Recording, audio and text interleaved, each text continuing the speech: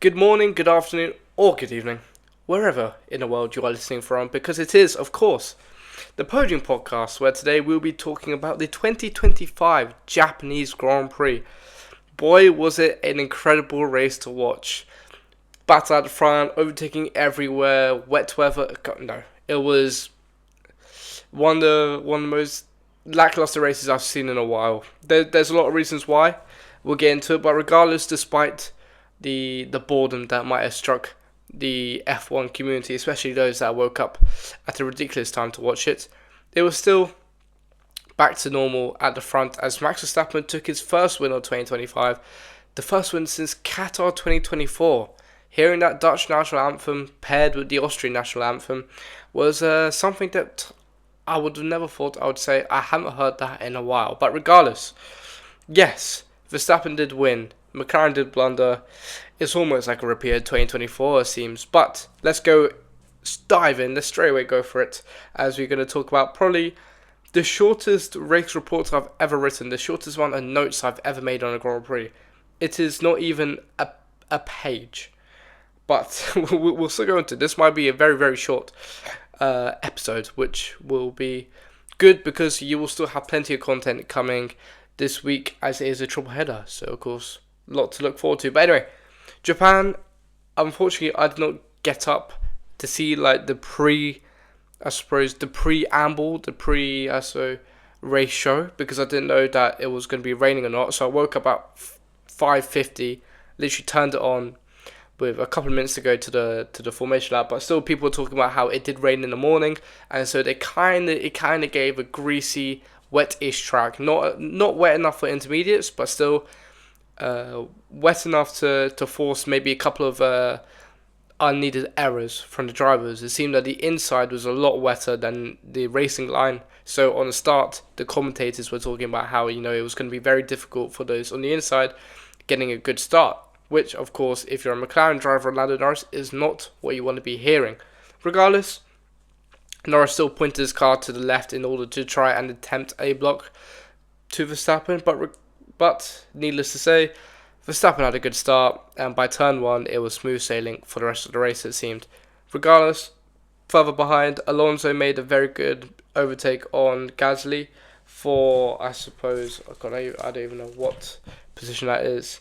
On the back straight for I think P12 or P13, but when it came to about lap 4, Verstappen was over a second in front to Norris, to Piastri, to I think it was Mclaren P4, but it soon became quite, I suppose, evident that across the race it was going to be difficult to overtake around Suzuka, so that led to a lot of single file action for the whole race, to be fair. No safety car.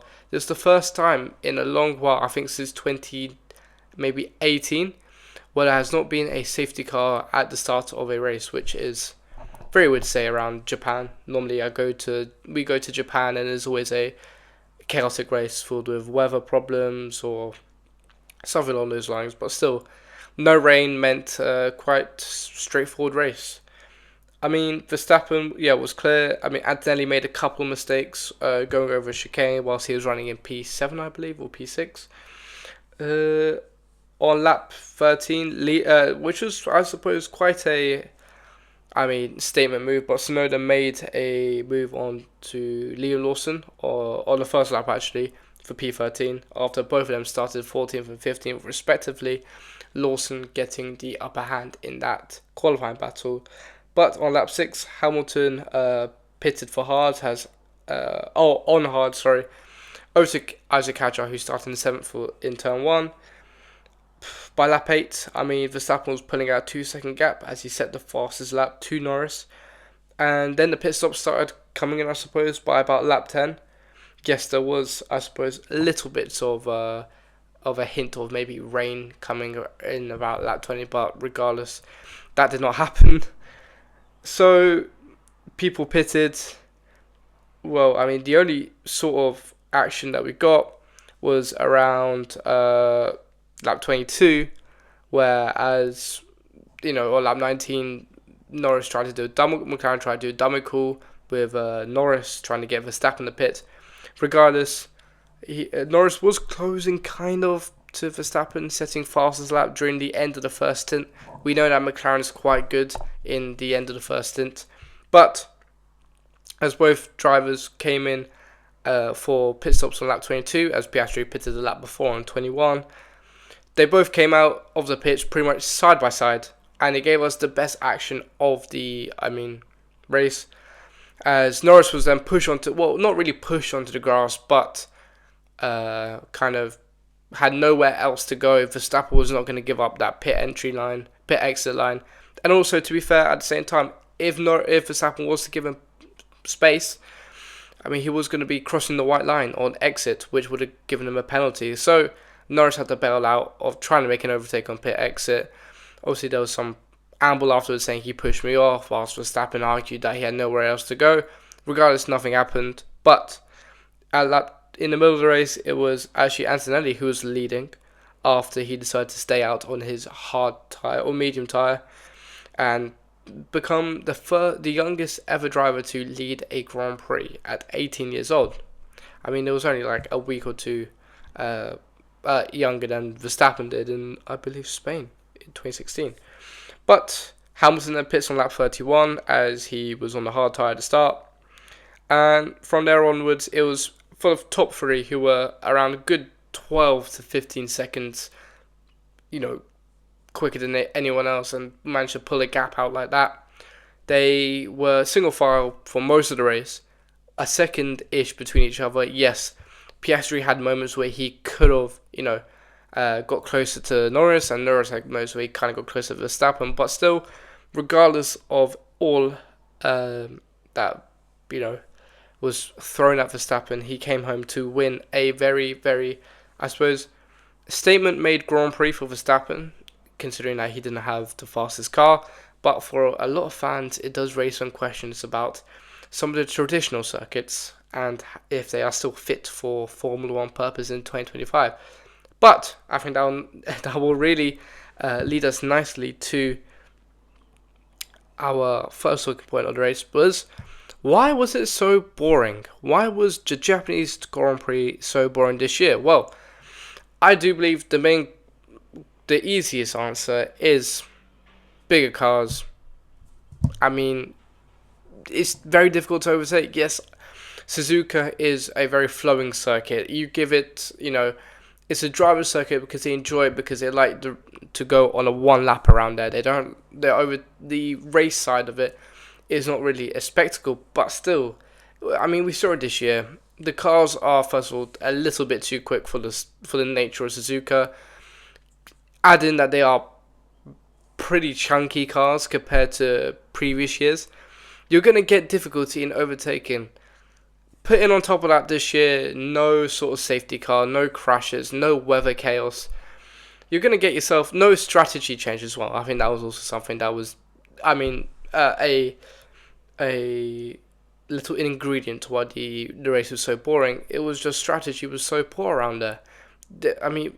We'll get into this later, but that's, boring race because everything that could have made it boring did happen. So this is hopefully the worst we're going to get in 2025, but it does answer questions about the almost future of these old traditional circuits. You look at places like Spa now, you look at places like even, I'll put Spa in there because Silverstone still got some good overtaking spots. But you look at places like Suzuka, Spa, Monza even, there might be difficulty in overtaking, and that's just down to the cars. You can't really change much but the cars. Changing the circuit is changing a lot, especially the traditional ones. So, it's like, we are hoping to 2026 that we can get some smaller cars, which it should be smaller. But still, the cars are just too quick around there. By the time, Suzuka's only got one, I suppose, DRS point, but still, by the time you come out that casino triangle, you put on the DRS, you're already at turn 1. And so, you can complain all you want about dirty air, you can complain all you want about, how the strategy was different. But the main reason why overtaking was better in the 90s and early 2000s and even late 2000s was the cars were just so much smaller, which I think F1 does need to change severely. Because now, I mean, even the drivers were saying this race was even boring for them. It won't be long enough when, you know, there will be races which will be almost Monaco-esque in that, which I don't think Formula 1 needs at this moment. But yeah, very just, I suppose, unfortunate in that sense that it was a boring race, because I had all the ingredients to be an absolute, at least decent race. So yeah, I think my next talking point will probably be, let's go Verstappen. Max Verstappen, qualifying on pole. He managed to convert that pole to a win. He had a phenomenal weekend. Obviously, qualifying was exceptional, setting the lap record around here, making sure that, pole was very important, and it's becoming more important. You look at 2025, that clean air out in front. If we take the sprint race in China as well, 4 of the races that we've had so far, 4 of the pole sitters have converted that into a win, which I don't think I've ever watched. So it's very interesting.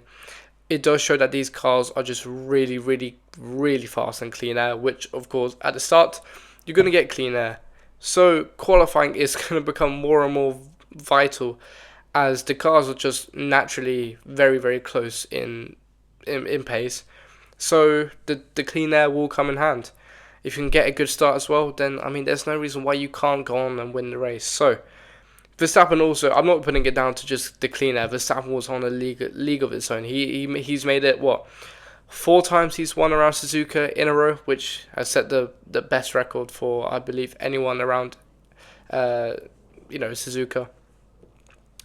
And he just, I think it was one of those weekends where he really shows that he is still a championship contender. Now 1 point off Lando Norris in the championship. Give him any car, he'll still be there. You look at him compared to his teammate Yuki Tsunoda. Yes, it was his first Grand Prix in a Red Bull, but to be finishing P12 compared to P1 is it's a very, very difficult feat, and should be one that is rewarded with applause, because I don't think you could put anyone in that car, and I still don't think that they will be able to maximize the potential of the Red Bull as Verstappen has. You can also say how much of a race it was a bottle job for McLaren.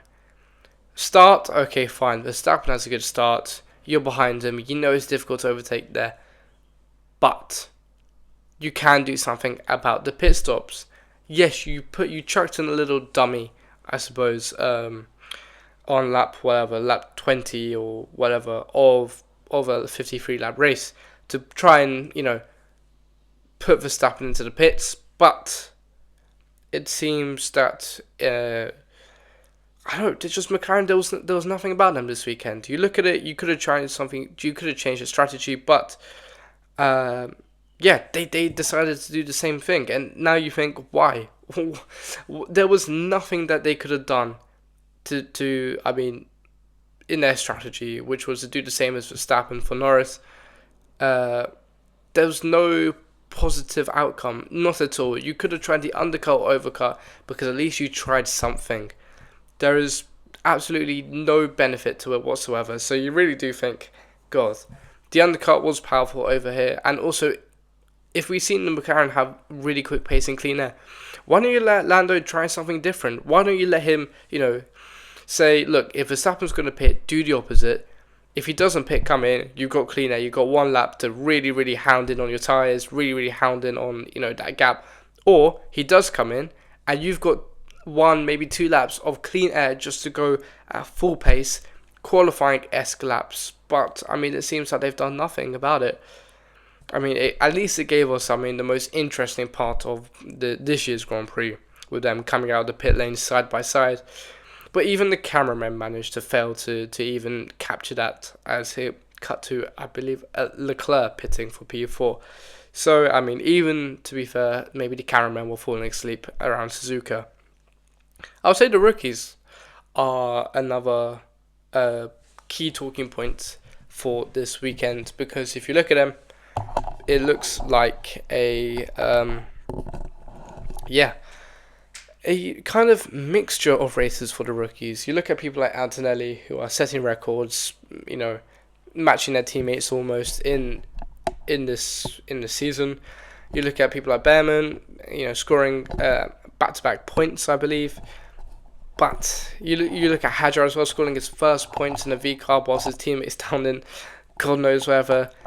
But then you look at people like Jack Doohan, which it seems that every single Grand Prix he's done, his seat is becoming more and more vulnerable to people in the wings like Franco Colapinto, and even people like Ryo Hirakawa, who made his FP1 debut with Alpine this weekend.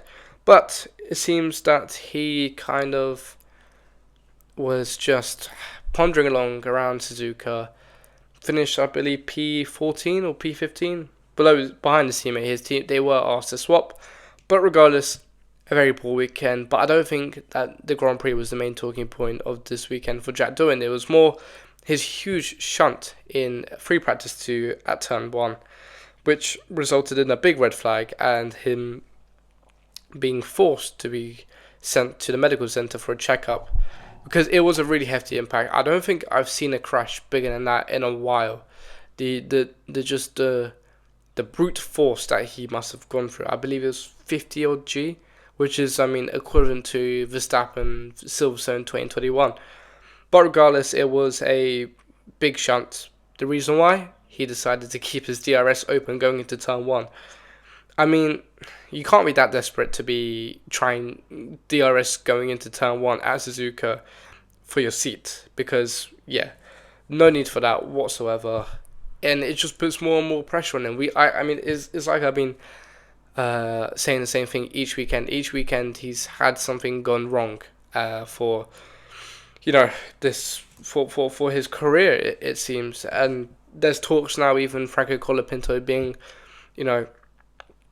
maybe being made a switch. Jack Doohan being maybe forced out of his seat by the Bahrain Grand Prix this weekend, which, God, would not be a good sight for Jack Doohan. I mean, does he have pace? Not really. I think he's only managed to make out Q1 once, and it just seems that, his Alpine future is at stake here. So not a good weekend for him.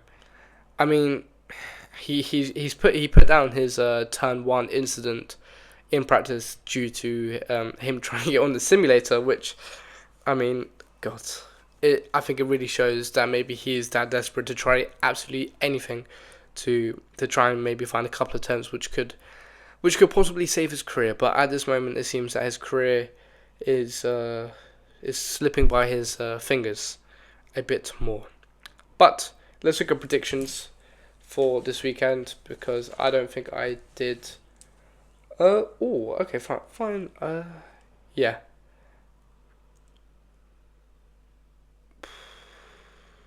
Yeah. All right. Cool. So let me just get up the results as you do. But for qualifying, who did I go for? I went for P5 Lewis Hamilton. I thought that was going to be 5th position, and was I right? Absolutely not. It was George Russell. So that is 0 for me. George Russell I put 4th when it was Leclerc. Verstappen I put 3rd, which was actually pole position. Piastri I put 2nd, which I put which was Lando Norris. And Norris I said to take pole, which he did not, which is a bit of a shame. We'll just hit that. But let's go on to the race result. And it seems that, to be fair, it's pretty much the same. Russell in P5, no, Hamilton. I put Hamilton, so that's wrong. Leclerc P4, I got that. That's actually quite good. Norris P3, no, that was Piastri. Verstappen P2, no, and Piastri P1, nope. so no points there. If we look to the middle of the race, who was, as I put, Norris, Russell, Hamilton, Verstappen, Tsunoda. It was, in fact, Tsunoda P.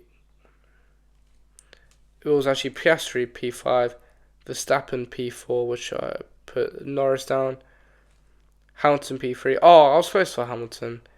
And it was Russell and Norris that I put down for first and second, whereas it was Antonelli and Hamilton, which I completely screwed up. So, 1 point there, which is unfortunate. Alright, biggest good surprise to put Liam Lawson? No, I will not put that down. Biggest flop? I put Lando Norris down. Did he have was it a flop weekend? I mean, he failed to get pole. And yeah, fine. I'll give biggest flop Lando Norris, because if you look at it, he's gone into this weekend and there's only a point gap to him and his closest rival in the championship. He hasn't won. He hasn't got pole, and he's kind of also let his teammate down in not letting him through, which is unfortunate. But my craziest prediction, it was crazy crash at start. No, not true. This is how boring of a weekend it was. Absolutely nothing happened, so I can't even put it down to that. Alright, well, let's look at the championship, as Lando Norris will still take the lead of the championship. However, not by a lot. By only 1 point to Max Verstappen, who's got 61 points in P2. Oscar Piastri is third, which is, with only, 11 point gap. So, you can even put George Russell in as in contention for the championship, even with 45 points. So it's only 4 of Oscar Piastri, but still the top 4 still fairly close to one another. Only, I believe, 22 points between 4th and 1st. But if you look at further down, Lewis Hamilton's still in P8. God, with only 15 points. Alexander Albon's got more points in the Williams than Lewis Hamilton does in Ferrari. Wow. Who would have thought that coming into 2025? Further down, Isaac Hadjar has managed to get his first points on the board in P13, which means that he's overtaken Yuki Tsunoda in the Red Bull in P14. In the Constructors now, if you look at it, it is McLaren still at top with a fair gap, a 36-point gap to Mercedes, who are surprisingly doing quite solidly in second place. Also, Red Bull on 61, all are Verstappen's points still going into round 4 of the season. But if further down, you've got Alpine still at 0 and Ferrari are 4th with only 35 points. So, yes, maybe a little bit worrying for Ferrari at this stage. But there's still 21 more races to go this season. Obviously, let's go to Drivers of the Week. And I think without any sort of hesitation, Verstappen has to be my Driver of the Week. Flawless, pole to win in the third fastest car. He's managed to keep people at bay. He's managed to reinstate his title challenge, and he's managed to get the job done around the circuit, which, yes, it might be difficult to overtake, but it is still difficult regardless to say. Isaac Hadjar, I think, has not got enough praise over this weekend. He's managed to do a solid job. He's managed to convert a P7 to a P8, which is phenomenal in a V-carb. He's managed to put his V-carb ahead of both Tsunoda and Lawson in the championship, which is always a positive. And he's managed to almost put something behind his name. He kind of went into the season maybe a bit under the spotlight of Behrman and maybe people like Lawson and people like Antonelli, but he's managed to he's doing really, really well, which I'm really happy to see, and I'm really looking forward to what he can do in the rest of this triple header. Albon also, I would have to say, good shout. Finished P9, I believe, which is solid as always. He's managed to make it the first, I think, season in his career where he's managed to score continuous points 3 times in a row, and also he's managed to score the first 3 Grand Prix points, which is unbelievable, to be fair, in a Williams when his teammate is not even matching his level of performance. I think is going unheard of. Flops of the week, the best part of the show. Who am I going to do flops of the week? McLaren has to be number 1. Had the quickest car, didn't really capitalise in qualifying, and really didn't capitalise in the race. Could have done a lot more with that car. Yes, it was difficult to overtake, but then there's a reason why pit stops and strategy are a thing. It just puts more pressure on them in the championship, puts Lando at more pressure, and it's just going to probably create more rivalry,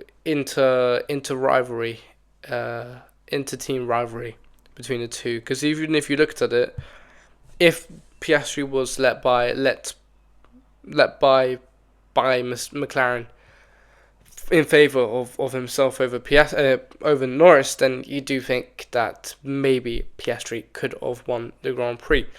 But regardless, I mean, a P2 and P3 is not overly bad, but with the quickest car, Verstappen's kind of made them look a little bit silly.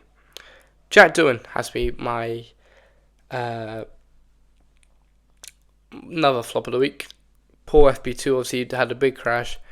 Poor qualifying, didn't really capitalise in the race, didn't do much. And it just puts more, as I said before, puts more pressure on his seat.